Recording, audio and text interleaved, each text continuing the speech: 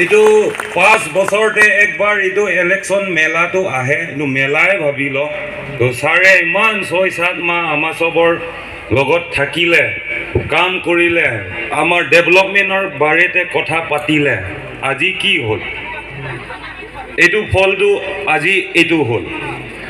Ticket নেপালে আমিবিলাক চব ভাত পানী একো খাই নেখাই লাভ নাই, একদম দুখতে আছোঁ। কেণ্ডিডেট আমাৰ নাই। আজি 2টা কেণ্ডিডেট আছে, সেইটো আমাৰ নহয়।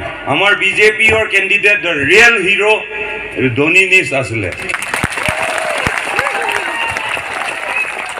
তো চবকে ৰাইজ আমি আপোনাৰ চবকে কৈছোঁ, ক'বলৈ দৰকাৰ নাই। এতিয়া ছাৰটো নাই যদি কাক দিব লাগে কাক নিদিব লাগে এইটো আপুনি চব নিজে জানিবি।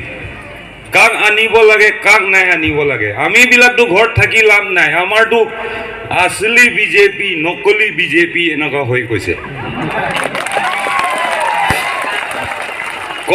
কম ক'লেতো সিহঁতিহে আমাৰ ঘৰত আহিছে। আমাৰ পাৰ্টিৰ টিকেটটো সিহঁতক পাইছে, সি আমাৰ ঘৰত আহিছে। আজি কৈছে আমি হ'ল আপোনাৰ চবৰ মালিক। সেইকাৰণে ৰাইজ একো চিন্তা কৰিবলৈ নাই। 5 বছৰ এতিয়া ইউ চলা যায়গা, চিন্তা নকৰিবি, আৰু আহিব টাইম।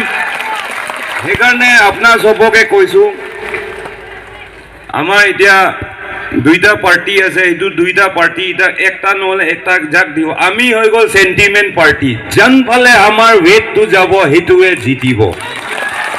সেইকাৰণে ৰাইজ চবকে কৈছোঁ বি কেয়াৰফুল। এতিয়া টাইমটো সিহঁতি বহুত উল্টা পুল্টা কৰিব। সেইকাৰণে চবে লগত মিলি যায় একটা পাৰ্টিকে দিম, তাকে জিতাম দেই ৰাইজ।